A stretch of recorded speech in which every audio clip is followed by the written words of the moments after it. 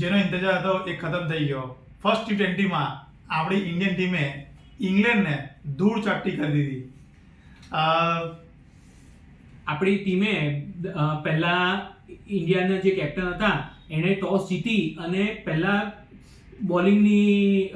Bowling select કરી અને એમાં પણ ઇંગ્લેન્ડને માત્ર 132 રનમાં ઓલ આઉટ કરી દીધું અને 133 રન તો માત્ર 12.5 ઓવરમાં ચેસ કરી નાખ્યા. તો let's see. Welcome to the Cricketism channel અને મારું નામ છે મયુર. મારું નામ છે જયદીપ ચૌહાણ. તો મયુરભાઈ, let's start discussion on high point. તો મારો પહેલો પોઈન્ટ છે ટીમ કોમ્બિનેશન. તો મયુરભાઈ, શું લાગે છે તમને ટીમ કોમ્બિનેશનમાં? ટીમ કોમ્બિનેશનમાં જયદીપભાઈ મને એવું લાગે છે કે કદાચ બંને જે કેપ્ટન હતા ને એ બંને કેપ્ટને આજે જે પીચને રીડ કરેલી હતી એ બંને અલગ અલગ રીતે રીડ કરેલી હતી. કેમ કે આપણે ઇન્ડિયાની ટીમ એ 3 સ્પિનર અને 1 ફાસ્ટર સાથે ગઈ, જ્યારે ઇંગ્લેન્ડની ટીમે 3 ફાસ્ટર અને 1 સ્પિનર સાથે ગયું. પણ મને આમાં તો પણ સૌથી સરપ્રાઇઝિંગ શું હતું ખબર જયદીપભાઈ? શું હતું? That was the Mohammed Shami's exclusion. Mohammed Shami કેમ આ T20 નહીં રમ્યો? મે બી he may be unfit or ફિટનેસના કારણે નહીં રમ્યો હોય કે ટીમ કોમ્બિનેશન આપણે ખાલી 1 ફાસ્ટ બોલર સાથે જવું હતું એ હજુ ક્લેરિફાઈ નથી થતું. પણ અલ્ટિમેટલી ઇન્ડિયાએ સુપર્બ ક્રિકેટ રમ્યું છે એ જોવા મળે છે અને એ સ્કોર લાઈન જ તમને કહી દે છે. જ્યારે આપણે 7 ઓવર બાકી હોય અને 7 વિકેટથી જો મેચ જીતી ગયા હોય તો એવું લાગે કે આખી મેચ થ્રુ આઉટ આપણે ડોમિનેટ જ કરી. It was a one sided game. અને મારે બીજી વાત કરું ને તો ડ્યુ ફેક્ટરની.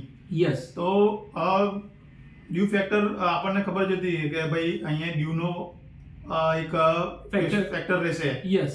તો એમાં જે ફર્સ્ટ 6 ઓવર આપણે જે ફર્સ્ટ 6 ઓવર જે કરી એના પછી ડ્યુ આવી ગયું હતું. હા, yes, you are very correct. Yes. Due આવવાના લીધે શું થાય છે ભાઈ કે જે બોલ છે ને એ ગ્રીપ ના થાય બરાબર. જે ગ્રીપ બોલરને જો કોઈ પણ બોલરને ઇવન ફાસ્ટર બોલર ઓર તો સ્પિનર જો એને ગ્રીપ પ્રોપર ના મળે ને તો એ બોલ પ્રોપર સ્પિન ના થાય. એને પ્રોપર જે સ્પિન મળવો જોઈએ બોલ પર એના હાથમાંથી છૂટે ત્યારે એ સ્પિન ના મળે. એટલે એ રીઝનના લીધે ડ્યુ ફેક્ટર ઇન્ડિયામાં જ્યારે 7 વાગ્યા પછી મેચ રમાય છે ને તો આ ડ્યુ ફેક્ટર ઓલવેઝ મેટર કરે છે. તો અને so after that team combination the first point જયદીપભાઈ, what do you think was the most important point in the match? અમારે મોસ્ટ ઇમ્પોર્ટન્ટ પોઈન્ટની વાત કરું તો મને એવું લાગે છે કે હર્ષદીપ સિંહની જે બોલિંગ છે ને યસ એ મને એક ગેમ ચેન્જિંગ કે જે કહેવાય કે જે ફર્સ્ટ જે ઓપનિંગ પેરને આઉટ કરી. હા, હર્ષદીપ સિંહની બોલિંગ એ લોકોથી રમાતી જ નથી. એક બાજુ, બીજી બાજુ જ્યારે હાર્દિક પાંડ્યા સેકન્ડ ઓવર નાખવા આવ્યો તો પેલા that the players were playing him so easily Hardik પાંડ્યાને, જ્યારે હર્ષદીપ સિંહને બોલ નતા રમાતા. અને જયદીપભાઈ, હર્ષદીપ સિંહ જેમ આપણે પ્રીવિયસ વિડીયોમાં પણ વાત કરી છે, મને પણ આ સિરીઝમાં હાઈએસ્ટ વિકેટ ટેકર હું હર્ષદીપ સિંહને જોઉં છું ને તમે પણ એને જોઉં છો. તો મેં હર્ષદીપ સિંહની આખી જર્ની જોઈ છે. જ્યારથી એને ડેબ્યુ કર્યું ત્યારથી અત્યાર સુધીમાં છેલ્લા 2 કે 3 વર્ષમાં હર્ષદીપ સિંહ એ બહુ જ મેચ્યોરિટી આવી ગઈ છે એની બોલિંગમાં.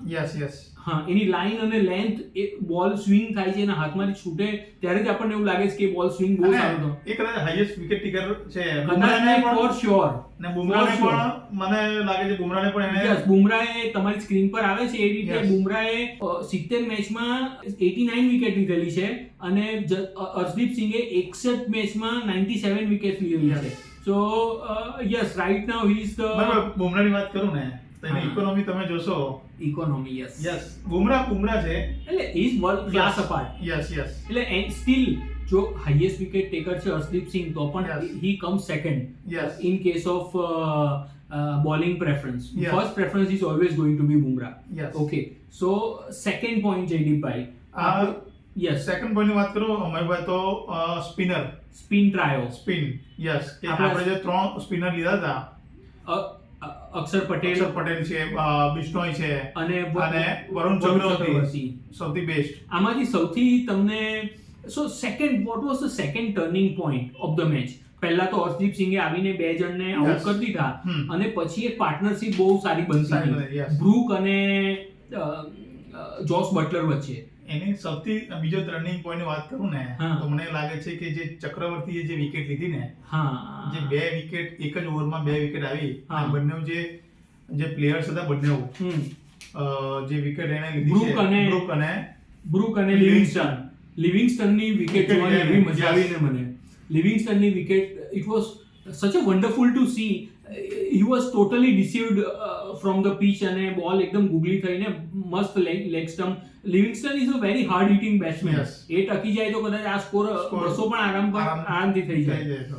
તો યસ જયદીપભાઈ, હા. લાસ્ટ ટાઈમ જ્યારે ઇન્ડિયા અને ઇંગ્લેન્ડ રમ્યા ને હા. That was in world T20 last year.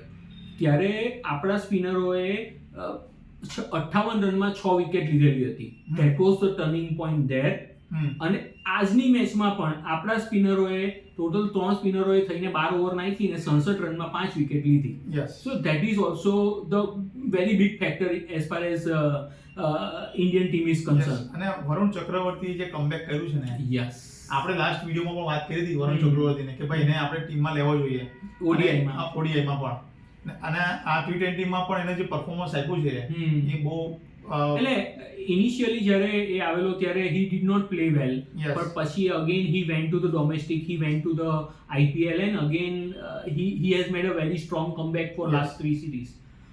સો જેડીભાઈ, હા ઓવરઓલ ધ નેક્સ્ટ પોઈન્ટની વાત કરીએ તો ઇન્ડિયાનું કેચિંગ. હા ઇન્ડિયાનું catching was mind blowing.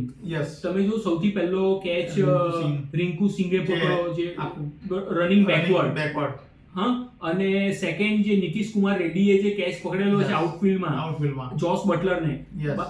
Jos Buttler જો રહેતે તો Yes. 20-25 રન હજુ એડ કરી દેતે. એડ થઈ જાય છે. અલ્ટિમેટલી ઇન્ડિયા જીતતે પણ Yes. 20-25 run he had a capacity to add. Last જે ટેસ્ટ મેચ આપણી જે રમાઈ હતી ઓસ્ટ્રેલિયા સાથે, એમાં એક જ પ્રોબ્લેમ હતો કે ભાઈ કેચીસ Catches. વધારે છૂટા હતા, હા, પણ આજે યંગ બ્રિગેડ થી ફરક પડે. યસ યંગ બ્રિગેડથી ફરક પડે છે. અને સો ઓવરઓલ ઇંગ્લેન્ડે 133 રનનો ટાર્ગેટ સેટ કરી દીધો ફર્સ્ટ ઇનિંગમાં હા. અને ઇન્ડિયા 133 રન કરવાના હતા. જયદીપભાઈ, એ સ્કોર કરવા જ્યારે ઇન્ડિયન ટીમ આવી યસ તો મારા માટે of course Abhishek Sharma played well, yes but the tone was set by Sanju Samson.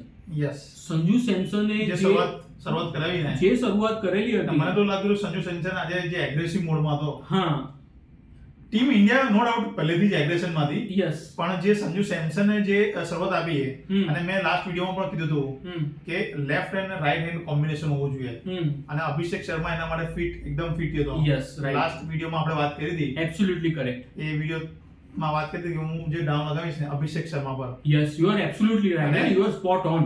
અને એણે જે લાસ્ટ જે એનું પરફોર્મન્સ ખરાબ હતું છેલ્લી જે મેચોમાં આપણે વાત કરી હતી, અને મને લાગતું હતું કે ભાઈ આ વખતે કમબેક કરશે અને બહુ સારું. He has Yes. made a very strong comeback. અને એકદમ બ્લિચરિંગ ઇનિંગ રમ્યો છે. એમાં પણ જે બે સ્ટ્રેટમાં છે છગ્ગા મારેલા હતા, Yes. Oh my god, they were such a total- treat to eye.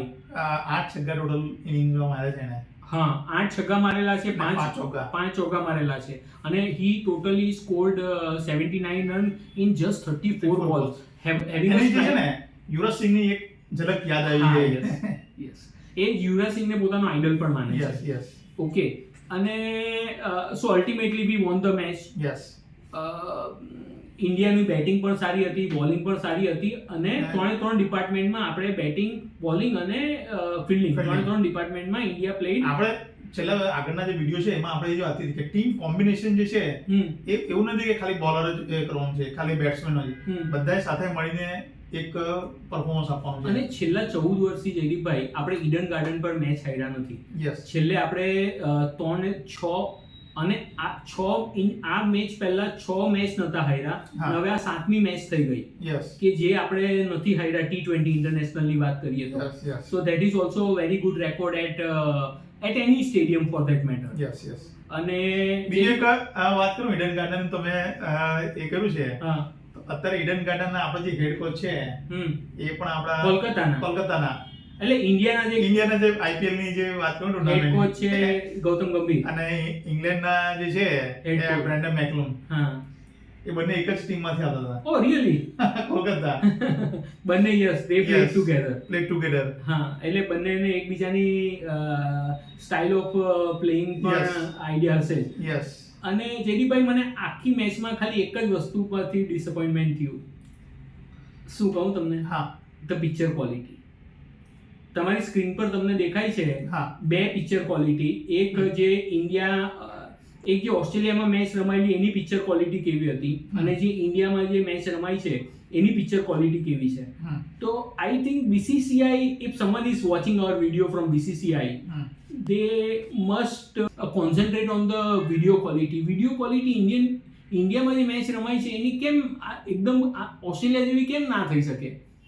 એટલે that is our બીજું suggestion. કે બીસીસીઆઈ તો આપણું સૌથી richest ક્રિકેટ બોર્ડ છે. બોર્ડ છે. હા તો આપણો ક્વોલિટીમાં આ તમે જે કીધું એના પરથી મને થોડું ધ્યાન આવ્યું છે હા કે આટલું પુઅર ક્વોલિટી અને ઇમ્પ્રૂવ કરવું જોઈએ. તમને શું લાગે છે મિત્રો? Yes please let us no in the comment. Yes. અને સો આ વાત જેડીભાઈ આપણે બીસીસીઆઈ સુધી પહોંચાડવાની છે. Jerryભાઈ, let me know your expectation for the next match. What do you expect from the next match? Your expectation કોણ જીતશે, કોણ હારશે, હા અને your highest run scorer and highest wicket taker. Come on. Obviously India જીતવાનું છે. Okay. અને Highest run scorer. Highest run scorer ની વાત કરું તો આ વખતે હું દાન લગાવીશ તિલક વર્મા પર. Okay. Tilak And highest wicket taker. Highest wicket ટેકરની વાત કરું તો મને એવું લાગે છે કે બિશ્નોઈ હાઈએસ્ટ વિકેટ ટેકર લઈ શકે છે. ઓકે સો આ જ વસ્તુ આપણે નેક્સ્ટ ક્લિપમાં પણ નેક્સ્ટ અમારો જે વિડીયો આવશે એમાં પણ અમે મેન્શન કરશું. મારા પ્રમાણે પણ again India are favourite to win the Yes. Match. Second is highest run scorer. મારા પ્રમાણે બિકોઝ લાસ્ટ મેચમાં સૂર્યકુમાર યાદવ ફેલ્ડ, તો આ મેચમાં Suryakumar Yadav would definitely want to make an impact. એટલે highest run scorer for me has to be Surya Kumar Yadav, and highest wicket taker I would go with Varun Chakravarti. Okay, so and do let us know your highest wicket taker, your expectation from the match, and match result and highest run scorer. Okay, અમને જણાવો. આ વિડીયોને like કરો, વિડીયોને share કરો, અમારી ચેનલને subscribe કરો, અને do let us know your feedback on the અને આપણી જે વાત છે એટલીસ્ટ બધા સુધી પહોંચાડો. હા અમારી વાત છે કે બધા સુધી પહોંચાડો. અને અમને 100 સબસ્ક્રાઇબર, અમારી સેન્ચુરી માટે ખાલી 7 જ સબસ્ક્રાઇબરની ખોટ છે.